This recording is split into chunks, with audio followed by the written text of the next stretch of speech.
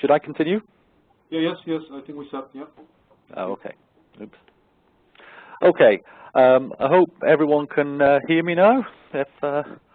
I am Stuart McNicholas from the University of York in the UK, and I'm going to be talking about CCP4 molecular graphics program, which has been written here in York by myself and Liz Potterton over the past few years. And there's a picture of me and a little picture of the kind of thing that we can do with the program. So CCP4-MG is a molecular graphics program funded by CCP4 in the UK, and it is intended for visualizing macromolecular structures primarily, and also doing a small amount of analysis on such things. It has facilities for producing high quality images. One will discuss a little bit about that later, and also some quick ways of making movies. And hopefully there you can see the website for the program where you can download it and get documentation, etc. It's a program that runs on Windows, Mac, and Linux, and is free. So, like most programs of this kind of sort, we can display molecules in many different ways, and I'll take you through some of those this morning. We've got bonds and cylinders and C alpha traces, etc. Some specific things for nucleic acids and lipids and molecular surfaces. So here we are. This is can you see my pointer right there? There's a simple stick diagram, ball and stick, some ribbon picture, and this thing called worms and tubes, which is we've seen before, a ribbon picture with a simple cylinder for the alpha helix. We have this thing called circles, which is basically a two-dimensional representation of structure. This is a really sort of cartoony kind of feature. Nucleic acids can be drawn in a variety of ways. Here we have a lipid membrane drawn as a sort of little blob for the head of the lipid and a little green tail for the rest of it, and a molecular surface down here. So just throw straight in here at what the program looks like when it's running. We have here a molecule that's been loaded. Over here, so this is the graphics window. Hopefully you can see my pointer moving around on the left there. And this is where one interacts and displays the molecule. Then over on the right-hand side, we have a thing called the display table, which is where we change things that are being drawn. It all looks very complicated, but hopefully I'll be able to show you that we can create such a complicated view in just a couple of mouse clicks. So in this particular case here, this line here is telling us what structure we have loaded, and then there are various things here which are different representations of it. All these ones with a little orange and cyan picture there, they're all representations of structure, the ribbons and the ball and stick models and some cylinders. All these ones here at the bottom of the table, these are all hydrogen bonds.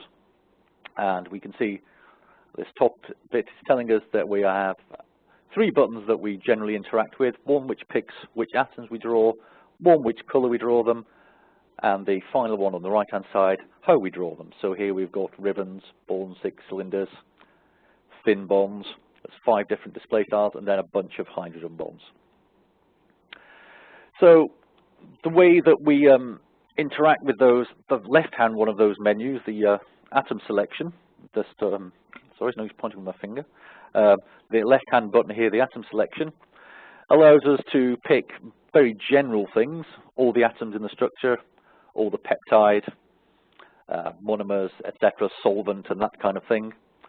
And then we have an extra tool called the selection browser, which allows basically anything to be selected. You can pick out individual atoms one by one from the little selector menus, or you can pick ones that are in the neighborhood of various things, or you can just pick out you know, all the carbons, all the nitrogens, all the alanines, etc., whatnot. And the last statement here is that you can pick out atoms which are logical ands or nots of various other selections. So you can basically do anything.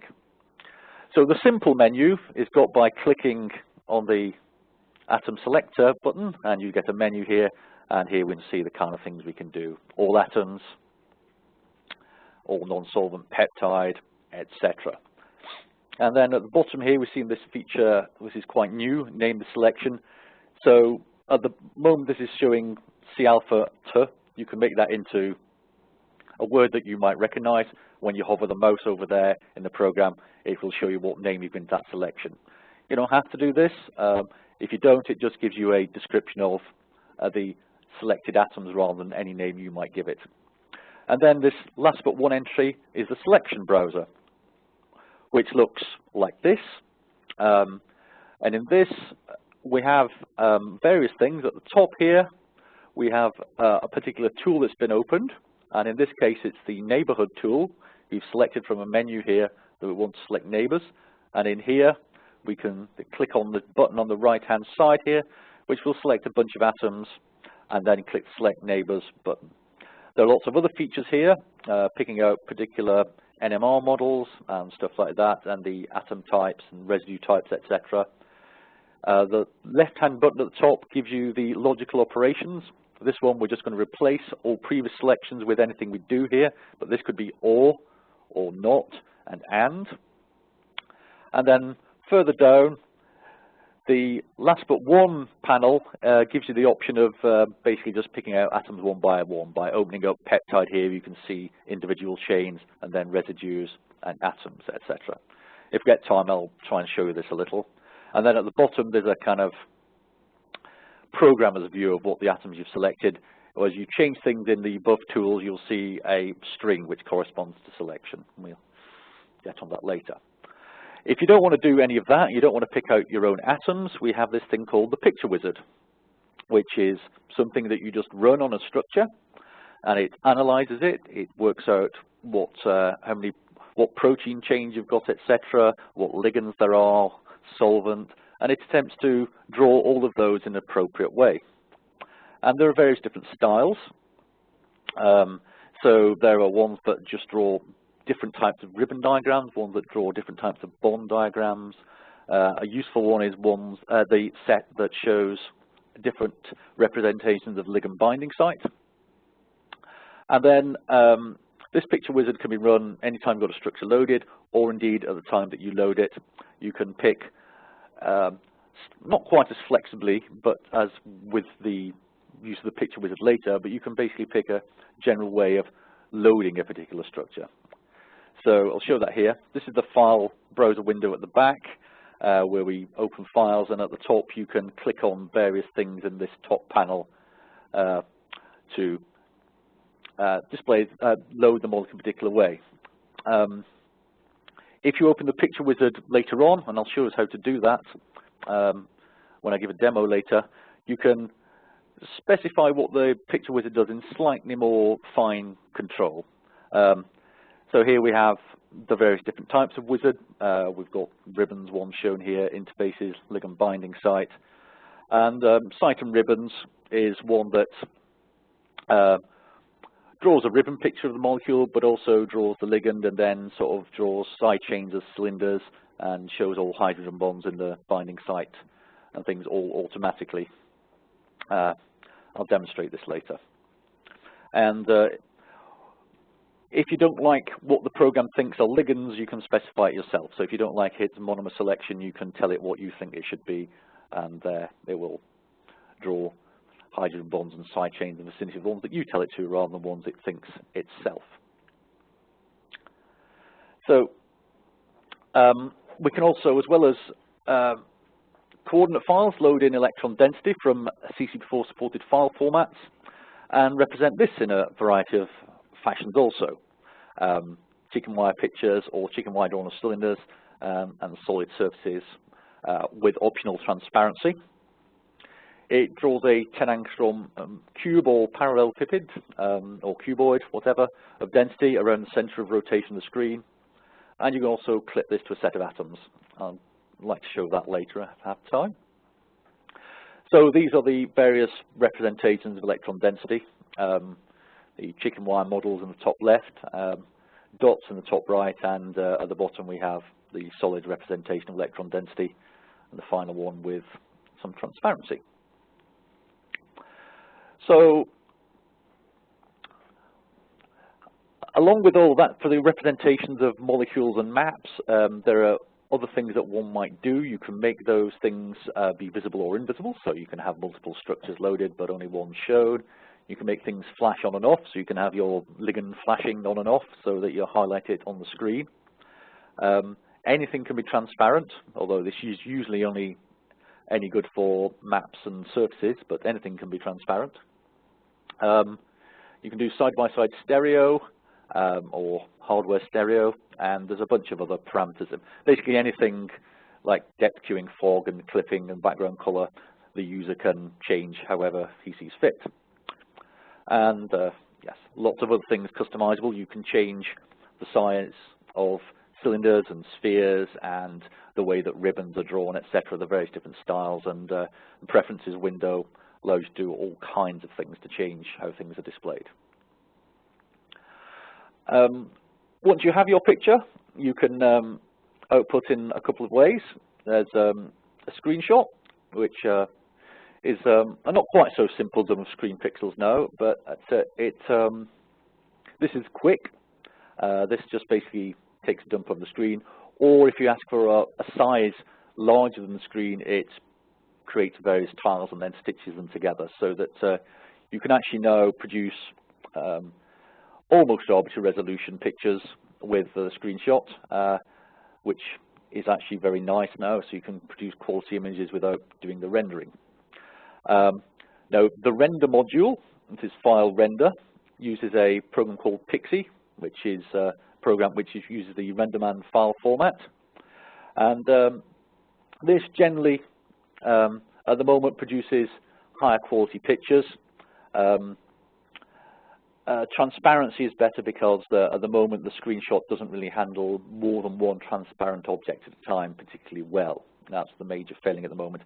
And up until recently, spheres were much better with the render module. And I'll get onto that, how that's changed slightly in a moment. So a couple of recent improvements. Shadows have been added, and I'll demonstrate that. So one can turn on shadows and move lights around and watch the shadows move around where they should be cast and things. There's a thing called occlusion, which is based on a method, screen space ambient occlusion, but I actually occlude a different lighting property. You don't need to worry about technical details, I guess, but this is a way of highlighting or darkening, rather, bits of the structure that are more buried than those which are stuck out. And I'll show you what that does in a minute.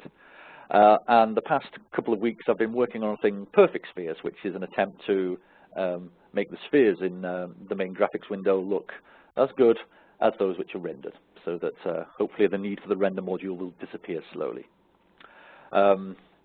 This is important because a couple of the features in OpenGL, like the shadows and ambient occlusion, are fast, they're real time, they work at acceptable frame rates, whereas if you use the render module and try to do those things, then well, shadows make render take several minutes, ambient occlusion makes render take several hours, which is somewhat unacceptable. So there's the shadows in action, almost in action. This is a screen dump of what's going on here. So I have an electrostatic surface with a shadow cast by ligand. Occlusion has done the following. It's made that cavity and other cavities slightly darker. So I'll go flip between the two, and hopefully you can see what the effect of occlusion is. It is meant to be showing which bits are buried, and it is also a useful visual cue for instance, there's a kind of bit just below the ligand. If you can see my mouse pointer, sort of bottom of the screen. You can't really tell whether that's a bit of sticky out surface or whether that's a bit of buried surface. Turning on occlusion makes things darker and make it obvious that they're the bits going in to the surface rather than sticking out. It's a very nice feature with sphere representations of models as well. So the new work on spheres, this is basically the default way that spheres are drawn. Now, not many people probably draw sphere pictures this zoomed in and at this size, but for this particular case, just showing a model helix, it's quite nice as a space filling diagram. And with the default quality settings in the program, they look a bit horrible where they intersect. If you change the preferences in the program to show high quality drawing, the deluxe drawing method, they look somewhat better. You still see slight sort of artifacts where they intersect, and there are 4 times as many quadrilaterals being drawn now, so this makes it slower and program uses more memory. So I've now used this, what I'm calling perfect spheres, but this is just a working name. It'll hopefully at some point replace the sphere representation.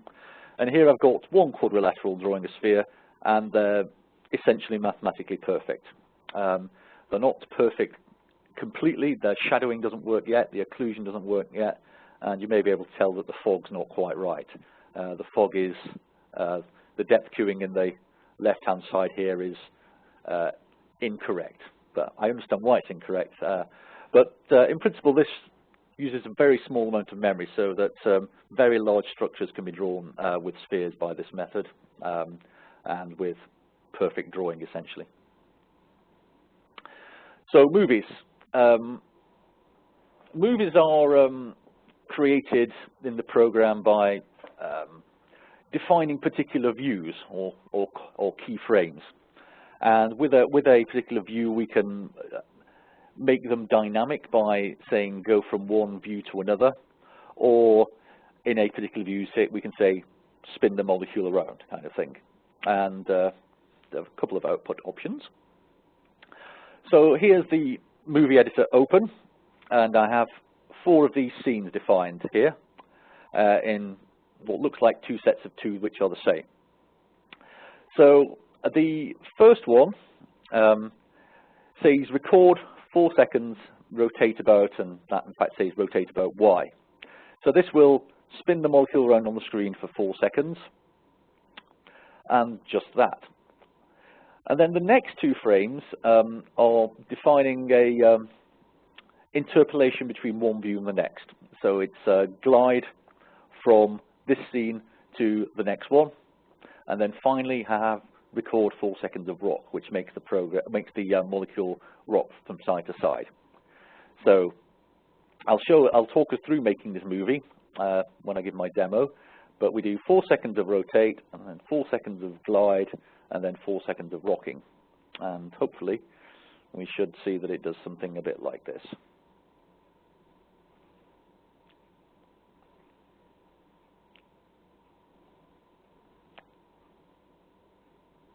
Okay. So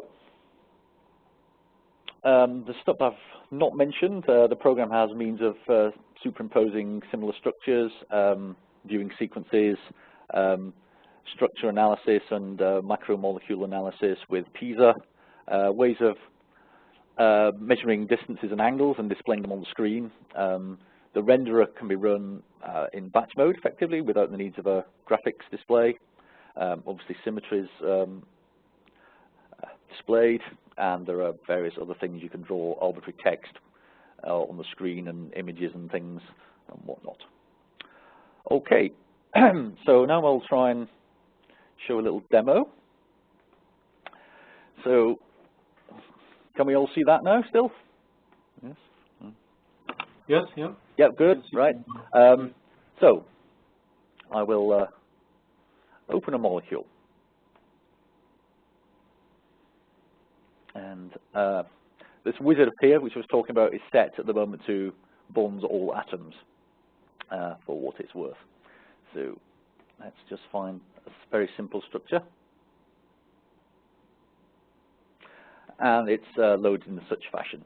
So I'm now clicking in this window with the left mouse button and rotating things. We can rotate about the Z if I run out of hands just a moment. So shift and left button will do that. We can translate with the middle button. Oops, sorry, zoom with the middle button. Shift middle button translates. You can look up what all the different key combinations are in the preferences. If you go to the on the Mac, it's QTMG preferences. On Windows and Linux, it's edit preferences. and under behavior, mouse bindings, you can find out what all these different things are. So there are options of rotating the screen and also object rotations and translation. So you can move individual objects around with respect to each other. I probably won't have time to go through that. If you double click on an atom, it zooms in on that particular atom. If you don't know, if you can't see what you're looking for, there are various things you can do. Stuart, find center on. One question. Can you hear me? For the trackpad control, can we on the map? Can we do it without the mouse or? More yes. Without a mouse. What movement? Right, without the mouse. Can you do it with a trackpad? I don't see why not. I've never tried with a trackpad, but I've no reason to think it shouldn't. I will investigate that. I don't know at the moment. You can certainly do it with keyboard. For instance, at the moment I'm translating with keys, and there are various ways of rotating with keys and things. If you do something mad, like make your molecule disappear and not know where it is, then click the recenter button, or from over here, there's an option to center on data that's loaded. So we loaded our structure. This is it, 1A3H. This is also a menu, and we can do various things here, like delete it or make copies of it. We'll go through Picture Wizard later.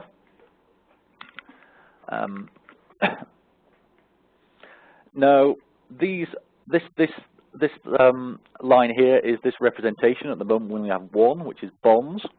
And as I say before, we can change the atom selection by clicking on things here. It thinks it has an active site. Not very exciting. We can do all peptide, for instance. This one does the color. So we can, with this, we can generate a rainbow picture. And then finally, over here, we have the style in which it's drawn. And you can make copies of these. I can say clone that. So I've got 2 copies now. I'll change one to fat bonds, so I've got 2 representations, etc., etc. And you can always add a new one with add model display object, and that creates a new set in this table, and we can delete these and all kinds of things. Now, with the Picture Wizard, the idea is this does all this work for us. So, for instance, if I click on there and do Picture Wizard, we have a bunch of things that we can do. For instance, trace and ligands is one of the bond pictures. There's no ligands, but it just shows a trace.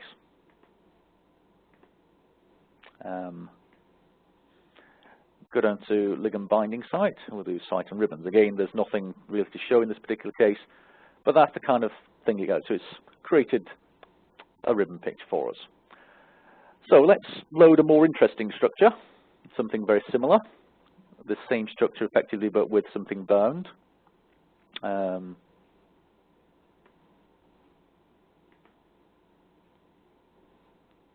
Oops. Right. So now this is done, and I'll hide this one. So just by loading that file, though, the Picture Wizard has analyzed it, decided that there's some protein to draw as a ribbon. It's decided that this central thing here is a ligand, and so it's drawn the side chains to the ribbon in the vicinity of that particular structure, and then it's drawn hydrogen bonds in between those side chains and to the ligand, and between solvent and ligand, etc. So this is the ribbon picture is given by this entry in the table, the top one. We can turn the ribbon off, for instance, and just draw that. And then the next one down is the ligand. We can turn that on and off, and whatnot. We can tell it to center on the ligand, so it makes the center of rotation that ligand, which is probably what we want. And then We've got other things. The side chains are given here, and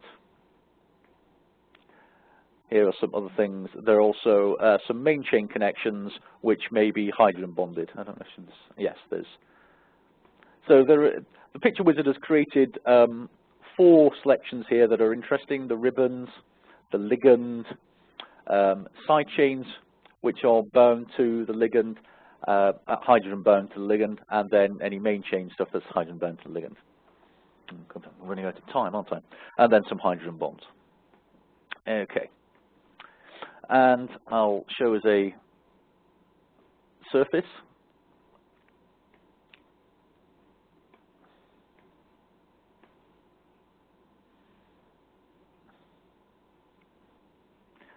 Like that. I'll turn off the labels, and I'll just make this quickly. Oh dear. Sorry, I hadn't realized I was running out of time so badly. And now I'll just show the shadowing effect. So we can turn on shadows, and hopefully we'll see that we can move our light around and change the position of shadows and stuff like that. Okay, as I've got so desperate for time, I'll quickly show us making a movie. So I will demonstrate how we'll do it. I'll create a new movie. So that was Applications, Movie Editor, New Movie, and then give it a name. What we do now is right-click here, Save Current View Display. And then this says do fix for 2 seconds. We'll change that to rotate about Y. And then I'll do the same again. And then this will be the starting point for interpolation. I'll then zoom in a bit, rotate a little, and do Save Current View Display. And then with this one, we will glide to that next frame. And then I'll do Save Current View Display again, and do Rock. And I'll just click the one button to make movie, and hope that this just move this out of the way just in case I've not got enough screen. No, sorry, just panicking slightly now. Oh well, let's just give it a go, shall we? Right. So now it's recording a frame for each time it's going around there, and I guess that's going to take a bit of time to finish. So I ought to let that go. Shall we start taking questions, seeing as I've overrun so badly, and I'll try and answer those whilst that movie's been created. Sure. Yeah. Go ahead. If you guys have any questions, just you can type it to me in the window. There's a couple of questions here for people here in our lab who are sitting next to me from Jason Key. He's asking, how are the electrostatics calculated for surfaces? This is a Poisson-Boltzmann calculation. I'm afraid I'm not really sufficiently knowledgeable to give much more information than that. I can point towards the paper. I can send a link to Jason for the paper that does it. It was written by Martin Noble, so I'm not really familiar with the mathematics behind it, I'm afraid. Okay, but this is internal algorithm to the program, right? Because yes. Other application like APB. That's correct. Yes. Right. Martin was, I think he was here online. I've seen. No, he wasn't. So the second question is also from Jason: if there is undo functionality, when you can undo, and is it single or you can go many levels up? For undo, was that? Yeah, if you have undo functionality. Yes. So there are a couple of buttons at the top of the screen here. The movie's just been created. I'll come back to that. Okay, so if I, for instance, turn off that ribbon picture and do this, then we have these buttons here, display back, which will hopefully restore what we had before, and display forward would redo what was done. Or not work in this particular case. Good, thank heavens for that. I don't know. That failed for me there rather nicely, didn't it? And I've killed the program. That doesn't look too good. So another question is, can you have the workflow for creating kind of cohesive set of images, let's say with different ligands, etc., to have the same color? Yes. Clip? Yes. So the way that I would do that is, at the moment, there's no way of doing that with the graphics window display and stuff, so interactively. But there are batch ways of doing that. So there's a command line utility that, if you set up a particular view and save it, that you can then use that as a means of generating. You can basically then script with different ligands, producing rendered scenes. So you could basically create a set of output images for a different set of ligands. So it's not interactive, but it can be run from the command line to do that. I guess I will at some point add in the means of doing that interactively. Just haven't done it yet. Okay, and I know in the program there is a way to change preferences, right? I think it's from the main menu. Yeah. If you develop set of preferences, is it possible then to save it? Yes. And recall those preferences when you, for let's say you want to have for different project, you want to have slightly different sets. Right. So so let me think. Let's just start from the beginning. So if I edit the preferences here and say, I don't know, make my draw my alpha helices in a different way, and then save this status, that will be in that file. But also, if you load in another structure, then it will also display in the same fashion. I don't know if that's the answer to your question. Yes, yeah. Yes. Okay, so the preference file. Hydrogen bond, are they determined automatically? I think you can change the values in preferences as well, right? Yes, the hydrogen bond calculation is based on distances and angles. So there's basically a set of parameters that define what are reasonable distances and angles for particular things. So you can obviously change these to change the parameters in the hydrogen bond calculation, and that will change which ones are automatically picked out. If you want to add or delete a particular hydrogen bond that you think should be there, which doesn't fit into the criteria for all the others, it's slightly more complicated. You basically have to save the calculated hydrogen bonds into a file and add a new atom pair into that and load that back in. But that's quite a sort of advanced kind of thing. If you really don't, if you really can't get what you want to display with a combination of atom selections and editing the calculation parameters, you know, it gets more complicated. But yeah, you can change the parameters and you can add them individually, but adding them individually is slightly more complicated. Okay, so maybe we can go back to the movie module. I think it's finished rendering right now. Yeah, so there it is. It's hopefully showing okay. So now you could make it bigger and higher quality.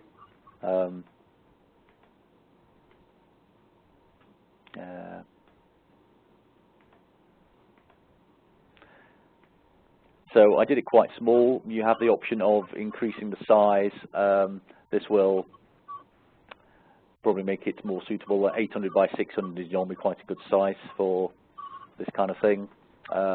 and you probably generally want to be doing longer than 2 seconds per scene, as it were. So there was 2 seconds of rotation and 2 seconds of gliding. You probably want to spend a bit longer than that because it's all a bit happening quick. But obviously, if I'd made it longer, it would take longer to produce. And so. So when you render the movie, it saves some kind of a status file equivalent to PKL, so I can recall the exact animation down the road to re-render it again, or? Yes. Yeah. So sorry, you want to yeah. So if you sorry, did you say when you created a movie? Right. Yeah. So it stores within this. So where you've got the thing open movie. A movie is effectively a directory, and in that there's a bunch of things. Oh, you can't see it there, but within that are all the various different preferences for how things are drawn and whatnot. So if you move a movie from one place to another or whatnot, then all the different ways of drawing will be preserved in that. Okay. And you also have animations. Yep. Shall I show you? Option. Yeah, we can maybe quickly demo. Yeah. So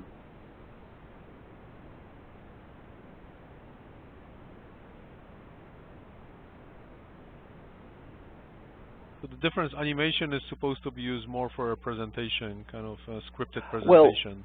Well, the two can kind of interlinked. The idea of the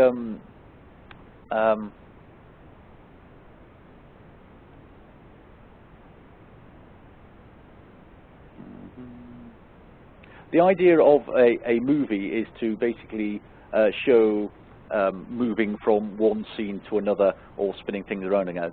An animation is meant to be showing some kind of dynamic property, which I'll try to show now. I've got a C alpha trace, and I'll do, for instance, calculate normal modes of that. So then when we, for instance, show this normal mode, this is an animation. So there are other ways of creating an animation, but that's probably the quickest way of showing it. So this is now basically showing some dynamic property of the molecule. It could, of course, been some morph that you've generated elsewhere, or a set of NMR structures that are vibrating, that kind of thing you can load in as an animation. So we could now make that into a movie. And in this case, just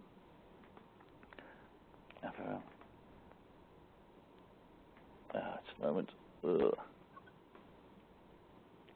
I'm a bit trouble with my pointer. I'm having a bit of trouble with my pointer, so I'll just resize that right there. So now we actually use the fixed facility in the movie editor, and we'll just see if that will work. So when you do, I'm just doing preview there. So now, if you've made a movie out of this, this will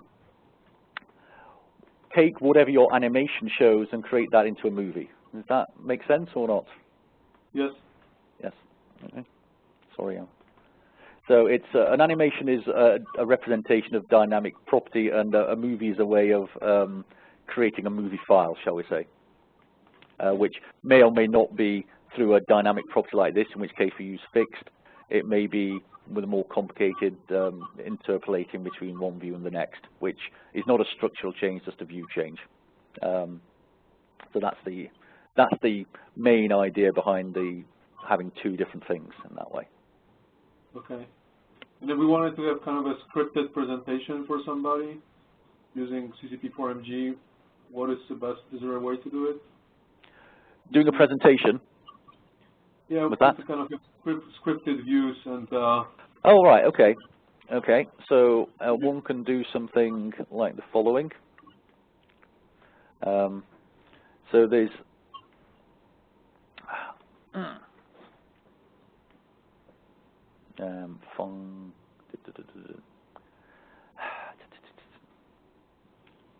new presentation. So this has an interface that's similar to the movie, and what we do here is we've basically got a thing like the movie, but it's a means of quickly changing between different views. So now if we've created lots of different views here, so I can now do something completely different. Get rid of that structure and recent files, that one. Oops, okay.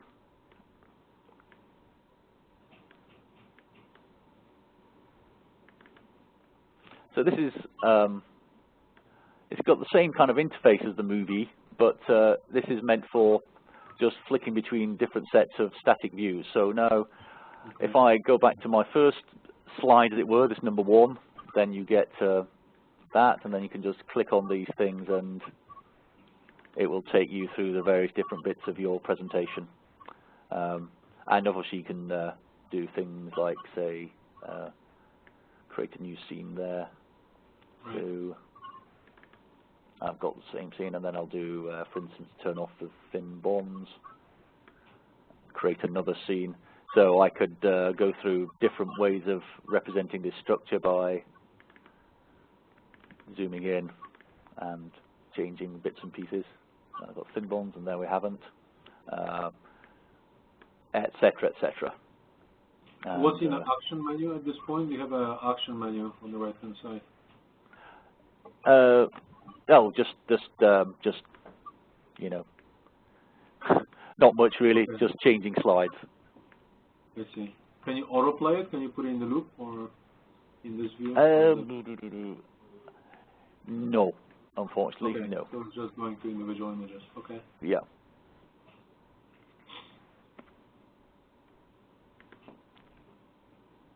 Sorry. Okay. Yeah. Any? I'm not sure if there's any further questions, but anybody else or? Stuart, I think that's all. I thank you very much for your time and for the presentation. Anybody here? No more questions. So I think we'll try to make some movies and animations, and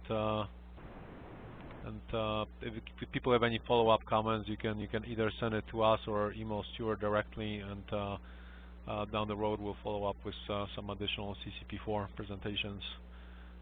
Discussing other modules, but I think overall CCP4-MG has been truly impressive, and thank you for your continuous effort with development, and we're looking forward to further improvements and further functionality. Thank you very much. Thank you very much. Thank you. Thank you, everybody. Bye-bye. Bye.